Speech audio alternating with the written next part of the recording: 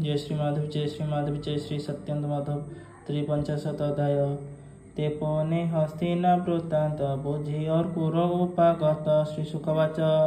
सुख बोलती परिचित राजन शुण एक चित्त गोविंद आज्ञा परमाणे अर्कुर गला तत्क्षणे मिलिला हस्तिना मंडले बंधु बांधव एक मेले हरसे अर्कुर प्रवेश देखई इंद्रप्रस्थ देश भीष्म बिंदुर संगे नृप गांधारी कुंती द्रोण कृप रवि कुमार दुर्योधन द्रोण नंदन दुशासन पांडुर पांच पुत्र देखी अर्कुर पूरित बेनियाखी अर्कुर देखी जणे जन आनंदे करी आलिंगन बंधु कुशल पचारिले आनंदे अर्कुर तुले अर्कुर विचारई मने विश्वास जाणी केशने स्वामी मरणे अश्रुमुखी पंच बालक घेनी दुखी कुंती जे अच्छी यहा घरे किया बा विचारे मनरे निश्चय एक हल बुद्धिहीन अंध स्वभावे हत ज्ञान सते कुमार पांच मेले समेकी देखिब कुशले पांडुपुत्र गुण जेते अंध न सहे हृद गते तेज प्रताप बीजपण राजन्य नीति सदगुण ए आदि प्रजा अनुराग देखते पाए उदवेग मारिबा पाई विचारिले कपटे विष लड़ू देले ए आदि जेतेक व्यवहार एकांते कहिले विदुर कुंती कहिला सेहि मत शुणी अर्कुर दुख चित कुंती अर्कुर मुख चाहि बलई शोक भर होई कांदते अधर कंपाई जन्म मंदिर सुमरई हे भाई शुण मो उत्तर तात जननी जे मोहर भाई भगिनी भ्रात नारी सखी सुहृद आदि करी चिंता करती कि से मोते मु एहा न जाई परते स्वामी मरणे दुख पाई पंच बालक कोले लई एहाक घरे बंदी प्राय देख दुखित मोर पोए अर्जिला करम मोहर किस करिबे सहोदर मोहर भ्राता वसुदेव ताहार पुत्र पद्मनाभ से पुत्र शरण मोहर भकत बंधु बाना तार पितृभगिनी सुत कथा से नाथ करई कि चिंता पद्मलोचन हलधर तारे शरण कुमार शत्रुक मध्य मोर बास कुरु कुटुंबे अविश्वास साधुल मध्य मृग थाई से जेन्हे पथ न जाणई मोर बालके पितृहीन एमत मोहर जीवन से हरि मोर घरे आसी मोह कोमल वचने आश्वासी शांति करिबे मोर प्राण तापादे पशिले शरण से कृष्ण महाजोगेश्वर विश्वपालक दामोदर पांच बालक संगे घेनी शरण रखु अंतर्जामी मृत्यु संसार भये जन भालंती पाई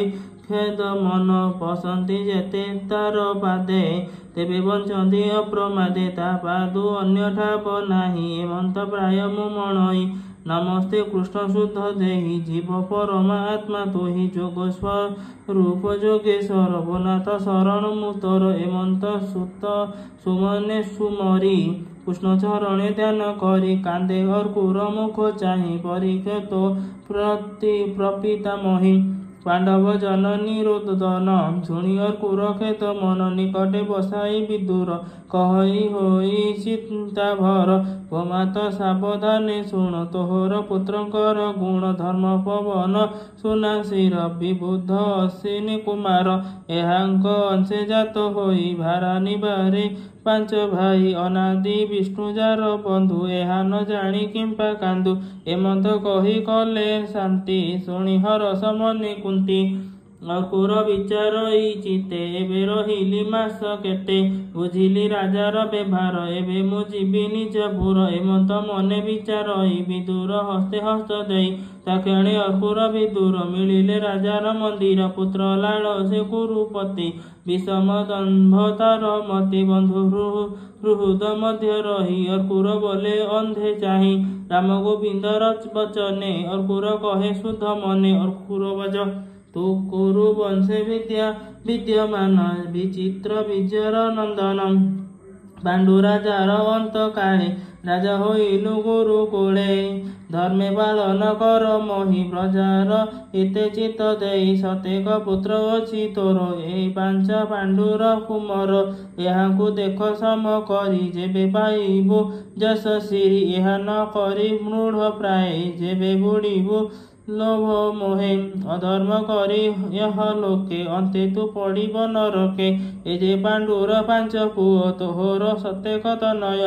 ଏଣେ ସମାନ ଚିତ୍ତ କର, ତତେ ରଖିବେ ଦାମୋଦର। ଏ ଭବ ମଧ୍ୟ ଯେତେ ଜନ, ନିତ୍ୟ ନ ଥାନ୍ତି ଏକ ସ୍ଥାନ। ନିଜ ଶରୀର ନର ହୋଇ, ପୁତ୍ର କଳତ୍ର ଆର କାହିଁ। ଏ ଜୀବ ଆତ୍ମା ଏକ ହୋଇ, ନାନା ଯୋନିରେ ଦେହ ବହି। କର୍ମ ବିପାକେ ହୁଳେ ଦେହ, ନିତ୍ୟ କଳ୍ପିତ ମାୟା ମୋହ। ଭୁଞ୍ଜଇ ଦୁଃଖ ସୁଖ ଫଳେ, ଏକା ଭ୍ରମଇ ଅନ୍ତକାଳେ। ଅଧର୍ମେ ସଞ୍ଚଇ ଯେ ଧନ, ତାର ବିଯୋগে ଭୁଞ୍ଜେ ଆନ। ଅଧର୍ମ ମାର୍ଗେ ମୂଢ଼ ପ୍ରାଣୀ, ଧନ ସଞ୍ଚଇ ଗୃହେ ଆଣି। ପୁତ୍ର କଳତ୍ର ଶତ୍ରୁ ହୋଇ, ସଞ୍ଚିଲା ଧନ ତାର ଖାଇ। ଯେ ଯାହା ପଥେ ଥାନ୍ତି ବେଗେ, ଦୁଷ୍କୃତ ରହେ ତାର ସଙ୍ଗେ। ମୋର କୁଟୁମ୍ବ ବୋଲି ମୋହେ, ଅଧର୍ମ କରି ନିଜ ଦେହେ। ଧନ ସଞ୍ଚୟ କରି ପୋଷେ, ସେ କାହିଁ ଥିବେ ତାର ପାଶେ। ବିଷ୍ଣୁର ମାୟା ବଳେ ଭ୍ରାନ୍ତି, ଅନାଦି କରି ଛାଡ଼ି ଯାନ୍ତି। ଧନ ଜୀବନ ଦ୍ୱାରା ସୁତ, ଆବରି ଆପଣାର ପଥ। ଏମତେ ମାୟାକୁ ଆବରି, ସେ ଯେ ବୋଲେ ମୋହରି ମୋହରି। ତାହାକୁ ବୋଲି ଅପଣ୍ଡିତ, ସଞ୍ଚିତ ପାପେ ହୋଏ ଗ୍ରସ୍ତ। ପଡ଼ଇ ଅନ୍ଧକାର ତମେ, ମହାନରକେ ଅତି ଶ୍ରମେ। ସ୍ୱଧର୍ମ ଛାଡ଼ିଲେ ମନ୍ତ, ଏ ବେଦ ପୁରାଣର ମତ। ସ୍ୱପନ ପ୍ରାୟ ଏ ଜଗତ, ଭ୍ରମଇ ମାୟା ମନୋରଥ।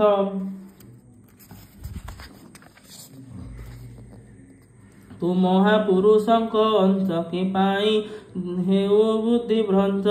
ମାୟାକୁ ଆତ୍ମଜ୍ଞାନେ ଭେଦି, ଚଞ୍ଚଳ ଇନ୍ଦ୍ରିୟ ନିରୋଧୀ।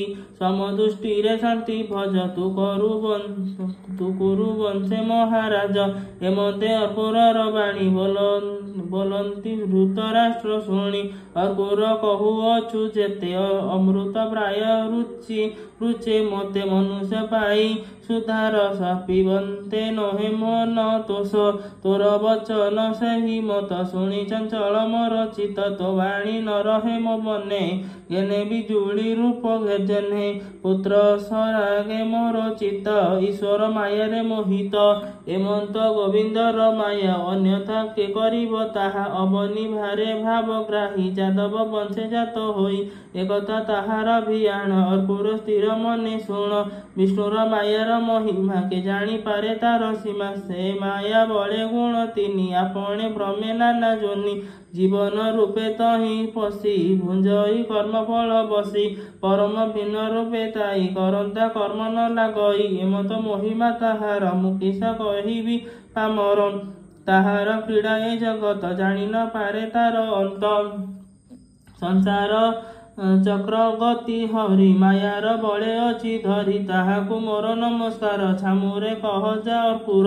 ଏମନ୍ତ ରାଜାର ବଚନ, ଅର୍କୁର ଶୁଣି ତୋଷ ମନ। ବନ୍ଧୁ ବାନ୍ଧବ ପାଦେ ଲାଗି, କର ପ୍ରସାରି ଆଜ୍ଞା ମାଗି। ମଥୁରା ଗଲା ତତକ୍ଷଣ, ଦେଖିଲା ଗୋବିନ୍ଦ ଚରଣ। ରାମର ପାଦେ ହସ୍ତ ଦେଇ, ବନ୍ଧୁ କୁଶଳ କଥା କହି।